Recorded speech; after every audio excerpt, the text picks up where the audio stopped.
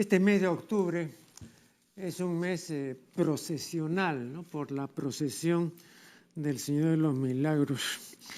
Y al respecto, quiero comunicar a la teleaudiencia algunos recuerdos que tienen ya más de 40 años y que son recuerdos televisivos en relación con esta festividad religiosa, ¿no? La procesión del Señor de los Milagros. En 1973, el crítico literario José Miguel Oviedo publicó en la revista Caretas, en una sección que él tenía y que se llamaba La carta que no se envió, una carta acerca de la procesión del Señor de los Milagros. Bueno, era una carta muy crítica, donde él se expresaba abiertamente en contra de la procesión y decía que era una manifestación folclórica, inadmisible en una ciudad culta o supuestamente culta y que no se podía tolerar, en fin, ¿no? Habló mal, pues, de la procesión. Bueno, entonces yo dije, esta va a ser una buena oportunidad. Yo por entonces, dicho sea de paso, estaba en el Canal 11. Entonces yo dije, bueno, esto será una buena oportunidad para contraponer puntos de vista y opiniones evidentemente disímiles acerca de la procesión, ¿no? Entonces de lo que se trata es sencillamente de invitar, ¿no?, al impugnante, en este caso Oviedo, y de invitar a un representante de la hermandad del Señor de los Milagros. Entonces me puse en contacto pues con Oviedo y le manifesté este deseo, ¿no?, de que intercambiara pues puntos de vista y cuestionamientos en relación con la procesión. Entonces me dijo, para mi sorpresa, porque yo creía que iba a aceptar, ¿no?, ya que en el artículo se mostraba pues muy decidido y muy agresivo. Y me dijo, no, fíjese, Negri, yo ya he dicho todo lo que tenía que decir en el artículo, de modo que qué voy a decir, pues qué voy a agregar en una confrontación televisiva. No, le dije, pero no es lo mismo pues un artículo de revista, por más que tenga circulación, como la tenía en entonces, y la tiene todavía creo, la revista Careta, no es lo mismo eso que una confrontación en televisión, pues que bueno, lo ve mucha gente, ¿no? Aun cuando el Canal 11 entonces no tenía, y creo que ahora tampoco, pero en esa época no tenía pues una gran cobertura, ¿no? Con decirles que por el norte llegaba, la señal llegaba a Tancón y por el sur llegaba hasta Lurín, ¿no? O sea que una cobertura pues muy pequeña. Pero de todas maneras pues la gente pues, veía, ¿no? No sería pues una teleaudiencia multitudinaria, pero era pues una teleaudiencia importante. Entonces no, dijo que él realmente no tenía ningún interés. Entonces yo fui a hablar con el representante, uno de los representantes, que era un coronel, no recuerdo bien el apellido, pero un coronel que dirigía por entonces la hermandad del Señor de los Milagros. Y le dije, pues, oiga, vea, Oviedo, que es un crítico literario, ha publicado este artículo. Sí, lo hemos visto, me dijo.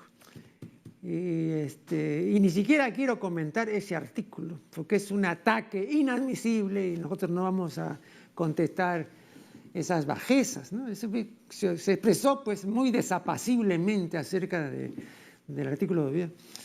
Entonces le dije, fíjese, yo lo que quería era hacer una confrontación televisiva entre lo que dice la hermandad y lo que dice el crítico, ¿no? No, me dijo, ¿usted qué cosa quiere? ¿Que yo vaya a confrontarme con el señor este? No, de ninguna manera. Sería darle importancia. Vea, voy a resumir toda mi posición, me dijo, con la expresión siguiente. Lo que yo tuviera que decir, lo va a decir el 18, un día como hoy. 1 millón de personas que estarán en las calles acompañando al Señor. Esa es la respuesta. Entonces usted comprende que no se puede pues comparar, ¿no?, lo que pueda escribir un periodista en una revista y 1 millón de personas siguiendo pues devotamente a la imagen milagrosa del Señor de los Milagros, ¿no? Entonces, no, de ninguna manera. Entonces, pues yo dije, caramba, cada uno, ¿no? Está tan seguro de lo que dice, está tan seguro de sí propio, que no se va a molestar pues, ni remotamente en contraponer pareceres con un adversario al que no cotiza en absoluto, ¿no? A mí no me gustó, por supuesto, porque yo dije, caramba, una confrontación televisiva va a ser pues, más interesante que este intercambio epistolar, porque eran cartas que se publicaban al respecto, ¿no? Pero no, de ninguna manera. Y en esa época ya la procesión no era como por ejemplo lo era o lo fue en la década del 50. Y yo ya tengo suficientes años de peino cana. Y yo recuerdo que entonces era un acto de mayor recogimiento. Me parece que, bueno, considerando la diferencia poblacional de la Lima de entonces, que era pues apenas una ciudad de 1,5 millones, imagínense con la Lima actual que tiene 10 millones de habitantes, ¿no? Pero había un mayor recogimiento, ¿no? La gente, digamos, manifestaba una devoción que llegaba incluso pues, a extremos, ¿no? Pero así muy llamativos, ¿no? Gente baldada, gente lisiada, gente con gravísimos traumatismos, ¿no? Acompañando pues, al Señor, ¿no? Era un cuadro que luego de esa época no he visto así repetido, ¿no? Si no digo que no haya habido de este tipo de situaciones, pero por entonces llamaban mucho la atención. Claro que también ya habían pasado los años y había una sola procesión ya. Mucho tiempo después, conversando con el doctor Luis Alberto Sánchez, él me decía, y así consta, dicho sea de paso, en un libro de selección de texto del doctor Sánchez, una selección que hizo Jorge Puccinelli Converso, ¿no? Un ilustre señor, muy buen amigo, una bella persona que ya desgraciadamente ha fallecido, que estaba casada con Elsa Villanueva, que era investigadora y bibliotecaria, también una persona de gran calidad. No había todavía, no se había publicado la edición, digamos, antológica de los principales escritos de Sánchez, ¿no? Que tiene pues multitud de obras. Pero en este libro antológico, ¿no? Ahí hay una parte donde Sánchez habla de la procesión, ¿no? Y recuerda cuando él era pequeño, etcétera, pues el doctor había nacido en 1900, ¿no? De modo que recuerda cómo era el asunto entonces. Y claro, era había más fervor, era menos folclórico, digámoslo así. Porque después la procesión, sobre todo a partir de los años 70, ya estuvo en el rubro de lo que por entonces ya se comenzaba a estudiar en serio, que era la llamada religiosidad popular. Ojo. En ese entonces yo, repito, estaba en el Canal 11 y en el Canal 11 he entrevistado a hasta 3 jesuitas ilustres que cada uno a su modo y con diversa extensión se habían ocupado de la procesión, ¿no?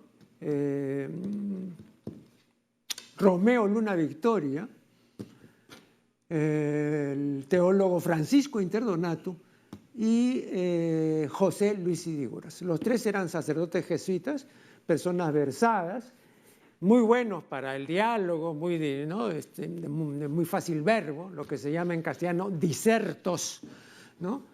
Y los he entrevistado varias veces, ¿no? El más movido, el más inquieto era Romeo Luna Victoria. Un día coincidimos, años después, coincidimos en un evento en Chosica, recuerdo, ¿no? Nos habían invitado ahí una asociación de profesores para que expusiéramos algunos puntos de vista sobre la educación. Y estaba también el doctor Mario Alzamora Valdés, ¿no? Mi profesor de filosofía, ilustre catedrático.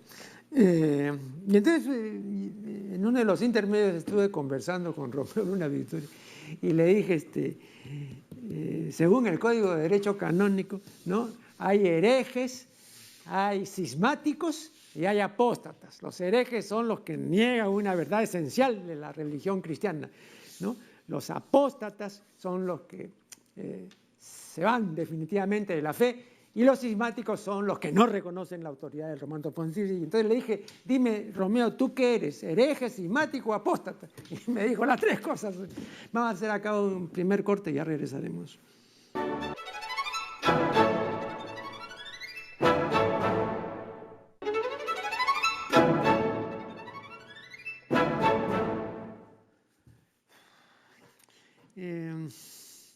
A mediados de la década de 1950, es decir, hace 60 años, el psicólogo Erich Fromm, en su libro Psicoanálisis de la sociedad contemporánea, decía que el verdadero problema de la salud mental no consiste en averiguar por qué hay personas que se neurotizan y enloquecen. Ese no es el problema. El problema es por qué la mayor parte de las personas no se neurotiza ni enloquece. Pero en esa época, cuando Fromm exponía estos puntos de vista, entonces, claro, se aducían todos los arreglos, los acomodos y las conveniencias y transacciones que permitían, ¿no?, un precario equilibrio para que no se desordene todo, ¿no? Eso era así hace ya muchos años. Pero en la década siguiente se manifestó la contracultura y se manifestó el feminismo en su segunda versión, no en la versión anterior de las sufragistas inglesas, una versión de fines del XIX. No, este es el nuevo feminismo, ¿no? Que inicialmente era un movimiento realmente importante, un movimiento además que tenía representantes de valía, ¿no? Eso sí, es evidente y sería una tontería negarlo, ¿no? De modo que surgió con mucha violencia. Recuerden ustedes la contracultura, recuerden ustedes que también se comenzó pues a manifestar la rebelión juvenil. En mayo del 68 francés, bueno, no solamente francés, también en otros países, en Alemania también, los jóvenes salieron y dijeron, entre otras cosas, la imaginación al poder, ¿no? Se acabó la regencia de los caduc, etc., ¿no? Entonces tuvo una revuelta social interesante que uno decía, bueno, ojalá que esto pues se traduzca en cosas ya más concretas y tangibles, ¿no? Porque a veces estas revueltas tienen una intención muy laudable, muy plausible, pero después se frustran, ¿no? Porque no tienen un apoyo popular. Y así fue con este movimiento, desgraciadamente, porque años después, ¿no?, una investigación demostró de que muchos de los jóvenes rebeldes de la década del 60 ya estaban convertidos en respetables padres de familia o en prósperos comerciantes o en burócratas que ganaban en miles de dólares, etc., ¿no? Que se habían olvidado completamente de la revolución juvenil, ¿no? Eso suele ocurrir, ¿no? Porque pasado el fervor inicial y todas las manifestaciones, a veces bruscas y violentas, pues, que es que no se prosigue, todo vuelve nuevamente a lo mismo, ¿no? Recuerden ustedes lo que dice el gato pardo de Lampedusa, ¿no? Decía, no, claro, las cosas tienen que cambiar, decía, para que todo siga igual.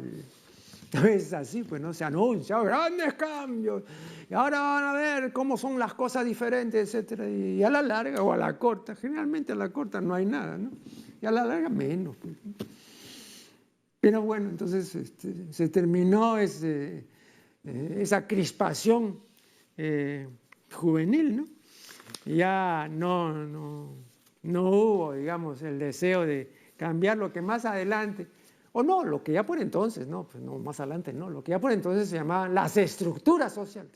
Aquí hubo toda una polémica, ¿no? Y uno de los polemistas de Fuste era nada menos que el doctor Francisco Miro Quesada Cantuaria, ¿no? Que incluso publicó un libro al respecto, ¿no? Y polemizaba con la gente del diario de la prensa, sobre todo con Arturo Salazar Larraín, claro que sí, lo recuerdo perfectamente, ¿no? Que hablaba pues de las estructuras y de la rebelión juvenil. Entonces, tuvo pues una vigencia relativa, ¿no? Esta manifestación, repito, inicialmente violenta de la juventud. En el siglo siguiente, perdón, en la década siguiente, o sea, en la década del 70, porque hasta la década del 70, de las varias plagas que comenzaron a azotar a la humanidad y que todavía la siguen azotando, solamente se había manifestado la primera, que era la superpoblación, o lo que también se llamaba la explosión demográfica, y que ya fue denunciada abiertamente por el ilustre biólogo inglés Sir Julian Huxley. No le hicieron caso, y en esa época Huxley era director de la UNESCO. Esto es del año 48, 49. Y dijo, señores, hay que tomar las medidas respectivas porque se vienen cosas muy serias. No, dijeron, el mundo es demasiado grande, no hay espacio para todos, ¿no? Hablan de la superpoblación. Bueno, ya saben ustedes lo que pasó después, pero por lo menos advirtió Huxley eso, ¿no? Claro que sí. El hermano de él, pues fue, recuerdan también el famoso novelista Aldous Huxley, ¿no? Y el abuelo Thomas Huxley, ¿no? Es decir, toda una ilustre familia, ¿no? De personas muy distinguidas en el ambiente cultural, intelectual y artístico, ¿no?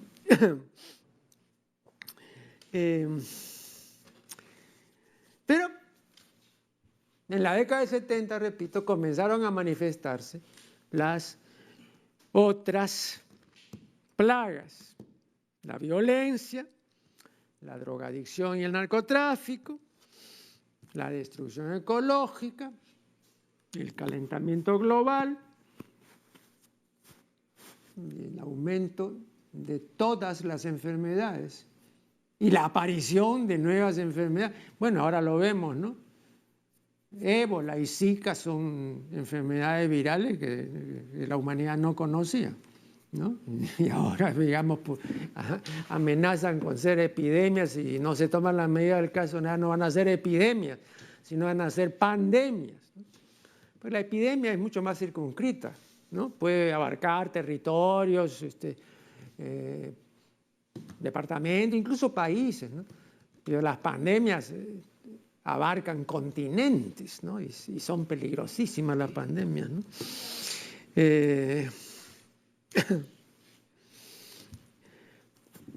A todo esto se agrega en hora mala la disminución de la inteligencia en el mundo, cosa que ya había sido advertida por Peter Medawar, premio Nobel de Medicina, ilustre científico inglés. Ya había sido advertida porque él dijo que a partir aproximadamente de la década de 1940 la inteligencia estaba disminuyendo en el mundo. Y cuando la inteligencia disminuye, entonces aumenta la estupidez. Eso es inevitable. Si hay menos inteligencia, hay más estupidez. No menos estupidez, no más. Pues claro, la estupidez toma el lugar que la inteligencia no puede tomar porque no acrece, ¿no? Pero la que sí acrece es la estupidez. Don Pío Baroja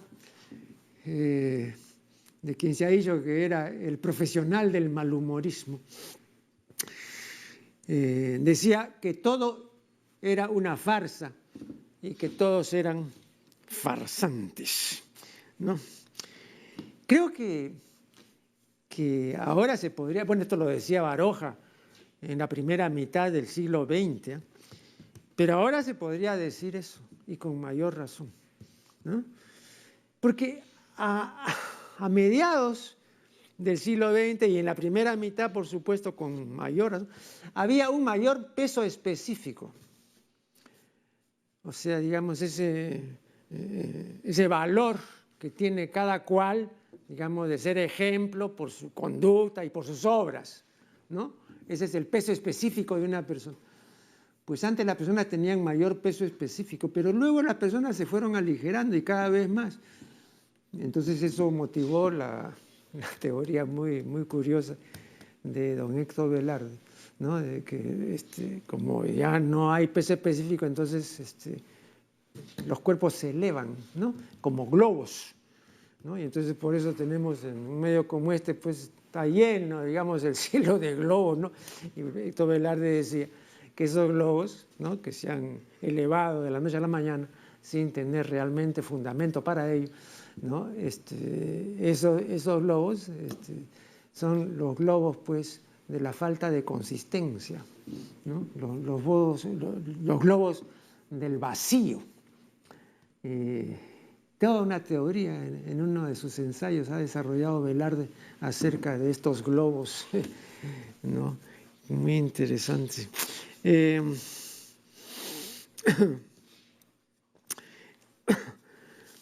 Ahora, siempre la gente cuando uno indica estas cosas tiene como única objeción el hecho de tildarlo al que las profiere, de tildarlo de pesimista, ¿no? de príncipe de la siniestrosis, ¿no? O algo así.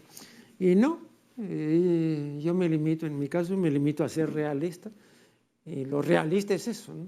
Que estamos viviendo o sufriendo todo esto que acabo de describir en términos generales. Bien, acá vamos a hacer el segundo corte y ya regresaremos.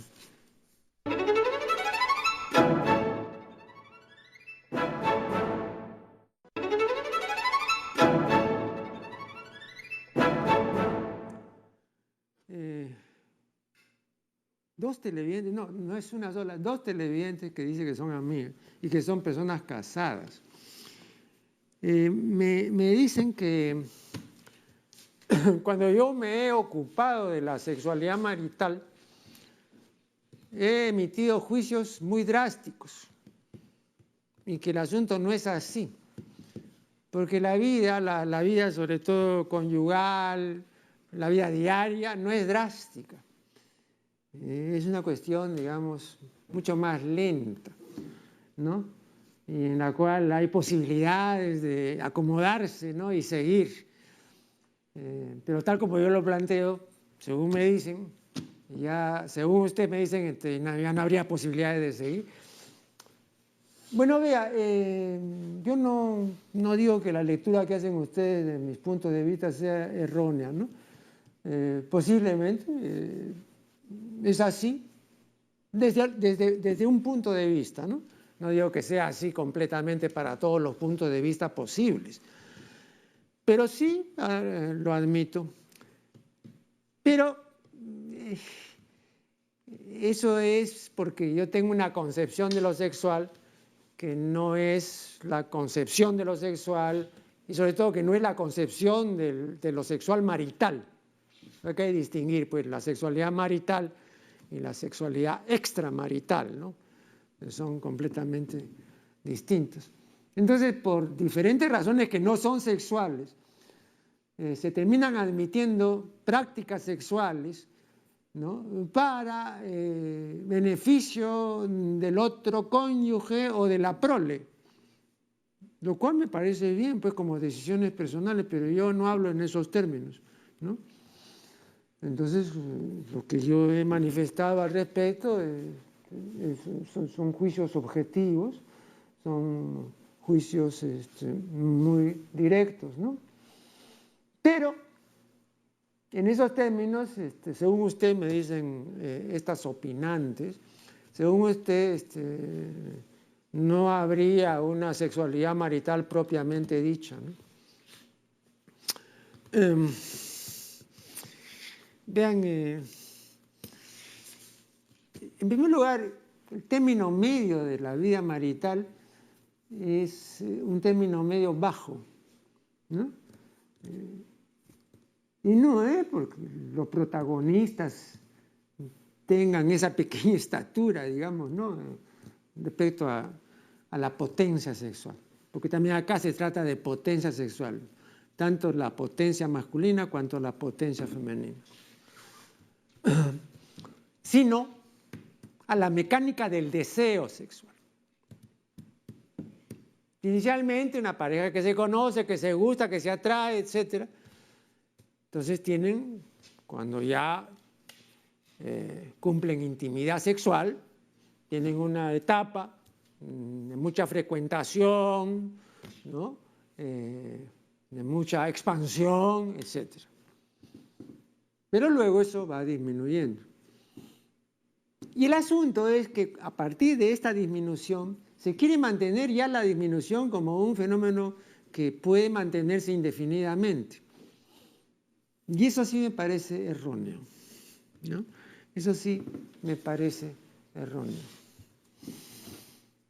Yo a veces escucho por radio, ¿no?, los consejos que se dan a estas parejas, en las cuales generalmente es ella, ¿no?, pero a veces también es él, se queja de que la otra parte ya no responde como antes o ya no tiene interés y que ha averiguado, sobre todo las mujeres, ¿no? Dicen, yo he averiguado que mi cónyuge no me engaña, que no tiene otra, pero ya no es lo mismo conmigo. Antes era distinto, ahora lo noto apático, tenemos intimidad de vez en cuando y ya no es pues con el ardor de antes, etc. Bueno, en primer lugar ese es un fenómeno normal. Tenga usted en cuenta que el deseo sexual, el estímulo sexual, es de todos los estímulos conocidos el que se desgasta con mayor rapidez y facilidad. Pero no solamente eso, sino, y esto es importante, y esto no lo quieren reconocer, pero es así. Lo siento, pero les tengo que decir pues la verdad, no voy a estar dándole la píldora, ni diciéndoles como dicen los consejeros, no, pero conversen, traten de ver de qué modo se puede solucionar, no todo está perdido, etcétera. No, ese es un rollo muy conocido, ¿no?, y que siempre lo repiten. Pero yo no quiero, digamos, extenderme en ese sentido porque yo no creo en eso. Hay una verdad que, claro, los cónyuges difícilmente van a reconocer, pero es una verdad del tamaño de un templo, y es que, y no solamente para parejas conyugales, sino para cualquier pareja que tenga intimidad sexual, y es que una vez que se va el deseo, que se va el estímulo, ya no regresa. Por eso cuando, digamos, una pareja dice, bueno, nosotros teníamos todos los días copulación, ahora solamente una vez a la semana, y ya esperamos que más adelante será pues una sola vez al mes. ¿Qué es esto? ¿Qué pasa? Ya no nos queremos, etcétera, ¿no? Hacen toda una confusión y hacen una mise en scène, como dicen en francés, ¿no? Que bueno, llama pues la atención, ¿no? Pero también es una mala comprensión del problema, ¿no? O no es el problema, sino que es la precisa consecuencia del desgaste del estímulo, ¿no? Yo ya en mi larga vida he conocido un caso, ¿no?, no, hasta dos, pero uno sobre todo, de una persona que llegó a tener 8 y hasta 10 años de interés sexual en su pareja conyugal, pero de verdadero interés sexual, y el testimonio era fehaciente y me lo confirmó la pareja con la que también yo tuve trato, a personas ya de un nivel superior, ¿no?, muy tratables y muy profesionales, ¿no? Y realmente ocurría, ¿no? O sea, en ellos no hubo queja y luego fue muy lentamente declinando. Yo seguí esa carrera porque me interesó, porque era bien rara. Y fue muy lentamente declinando, muy lentamente declinando. Pero normalmente pues no es así. Entonces normalmente pues el estímulo se gasta rápido y se gasta fácilmente, ¿no? Y entonces, claro, sobre todo la mujer, introducen el asunto del amor. Porque para la mujer, término medio, ¿no? Si hay una entrega sexual es porque hay amor. Pero para el hombre no, para el hombre término medio. El hombre puede tener, digamos, una relación sexual sin amor, ¿no? Bueno, algunas mujeres también, ¿no? Pero la mayor parte de las mujeres condiciona esa entrega al amor. Si no hay amor, entonces no hay entrega, ¿no? Entonces, claro. Y además, aquí cometen un error adicional, porque las mujeres confían en el verbo, en lo que dice el otro. En Occidente hay que declarar el amor, hay que decir te amo, ¿no? Porque si uno dice, entonces el amor existe. Esa es una creencia mágica, ¿no? Porque siempre, digamos, el verbo ha sido, digamos, creador en la magia, ¿no? La creación del mundo por Dios es un acto mágico, pues no, y dijo Dios, haya luz, y hubo luz, ¿no? O sea, la creación por la palabra, pues, ¿no? Entonces igual, te amo, entonces existe, eso es verdad. De repente es mentira, pues. Pero en Occidente se confía mucho en lo que se dice, ¿no? Entonces se cree que si uno dice la verdad. No, pues eso no es así, pues. Pero bueno, aquí ya no vamos a componer a estas alturas o en estas honduras el asunto, ¿no? Pero este hecho de hacer depender la realización sexual exitosa del amor, ¿no? Como decía antes la academia, de la amación, bueno, todavía lo dice, se puede decir amación, acción y efecto de amar, ¿no?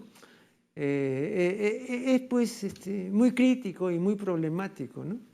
Pero las mujeres no separan esto. Y ya anteriormente yo les hablé de que esta dificultad real que tienen las mujeres se debe al hecho de que el cerebro femenino, y esto se descubrió en 1982, de que el cerebro femenino es anatómicamente distinto del cerebro masculino, y que el cuerpo calloso, que conecta ambos hemisferios, es en la última parte más ancho y más largo en la mujer, de modo que la mujer está más interconectada que el varón, que está menos interconectado y por tanto es más separador, más separatista y tiende más a la esquizofrenia.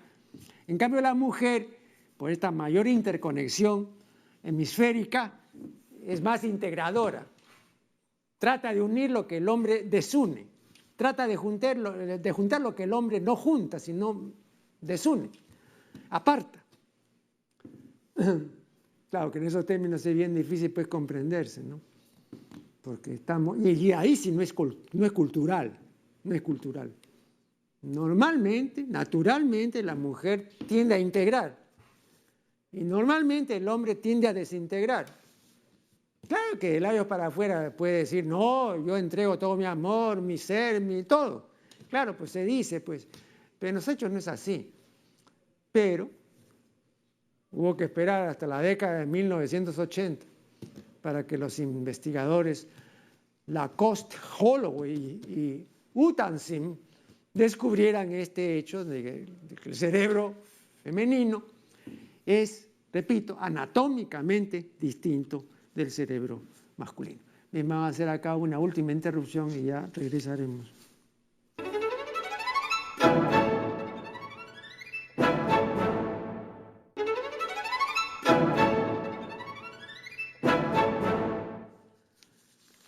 No solamente la ignorancia es caracterizante del ser humano, no solamente la ignorancia. También caracteriza al ser humano su autodestructividad. Esto es muy importante. Recordemos lo que a este propósito dice Ray Bradbury. Y es una cita bien valiosa que a la letra es como sigue. Todas las mañanas, dice Bradbury, cuando me levanto de la cama, piso una mina. Esa mina soy yo. Después, el resto del día, me dedico a recoger los pedazos. Ahí está, perfectamente enunciado el fenómeno de la autodestructividad. El gran naturalista francés Buffon decía que el hombre no muere, no, el hombre se mata. Efectivamente se mata. Y de esto terminé de convencerme cuando hace muchos años leí el gran libro del psicoanalista Karl Menninger titulado El hombre contra sí mismo, Man Against Himself.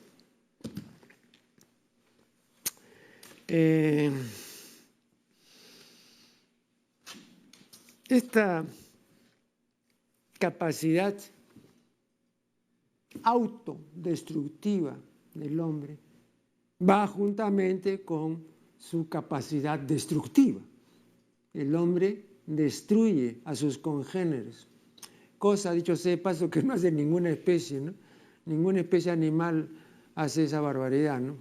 Pero el hombre pues está acostumbrado a hacer barbaridades, entonces el hombre destruye a sus congéneres.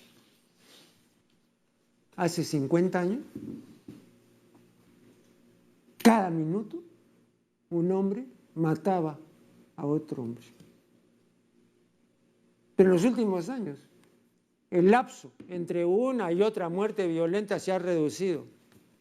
Y ahora ya no mata el hombre cada minuto, sino que ahora cada 20 segundos un hombre mata a otro hombre.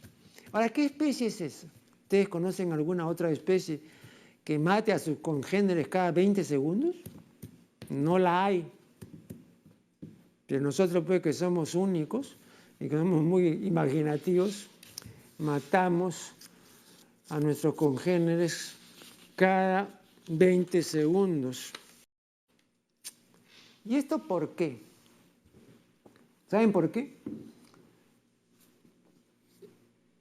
Bueno, hay varias razones, pero hay razones básicas, primordiales, principales, precipuas. La primera razón es que desde que nos bajamos de los árboles, adquirimos la postura bípeda y tuvimos libres las extremidades superiores. Entonces, cuando enfrentábamos algún peligro, alguna fiera que quería atacarnos, agarrábamos un palo, agarrábamos una piedra y nos defendíamos. Los cuadrúpedos no pueden hacer eso. Eso fue lo primero, ¿no? O sea, la posición erguida, la posición bípeda, nos permitió arrojar cosas. Pero ahí comenzó la carrera indetenible de destrucción que inició el ser humano, porque desde la comba del cavernícola, desde la piedra que el ser primitivo arrojaba, se inicia toda una larga trayectoria de desinhibición que llegó, por supuesto, hasta 1945 con la explosión, ¿no?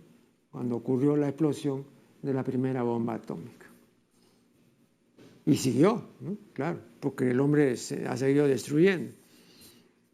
Solo que ahora esa primera bomba atómica viene a ser, pues, con la moderna bomba que hay ahora, ¿no? Una bomba de juguete, ¿no? Yo recientemente en una entrevista que le hicieron escuché al doctor Modesto Montoya, que conoce mucho de estas cosas, Y él decía que ahora, con las armas que ha desarrollado el ser humano, con las bombas que tiene, podría destruir no solamente todo el planeta Tierra, sino 20 tierras. Imagínense ustedes, 20 planetas Tierras seríamos capaces de destruir. Entonces la capacidad destructiva puede ser humano. Es una cosa increíble, ¿no? Pero bueno, primero porque llegó a tener pues libres las extremidades superiores. Y después, porque perdió el instinto. Y entonces advino, apareció, fue la aparición primigenia de la inteligencia superior, que vino a reemplazar al instinto. Pero este reemplazo fue por una parte algo muy bueno y por otra parte fatal también. Porque el instinto es automático y no se equivoca. Pero la inteligencia no es automática y sí se equivoca. Entonces por eso el hombre comete aciertos, tiene aciertos y comete desaciertos. Porque no tiene ya ningún sistema efectivo de corrección. Los animales sí tienen sistemas automáticos de corrección. En una pelea de lobo, por ejemplo, cuando uno de los lobos va ganando la pelea, entonces el globo vencido o el globo al que está, digamos, el otro globo venciendo, ofrece la garganta. Entonces el globo que está dominando la contienda podría morderlo en la garganta y matarlo, pero una inhibición propia de esa especie se lo impide. Y entonces el lobo que estaba ganando, cuando ve la garganta del vencido que está echado además de espaldas con las patas arriba, entonces cesa la pelea y no da el mordisco fatal. Esa es la diferencia con el ser humano. El ser humano en situaciones parecidas sí da el mordisco fatal.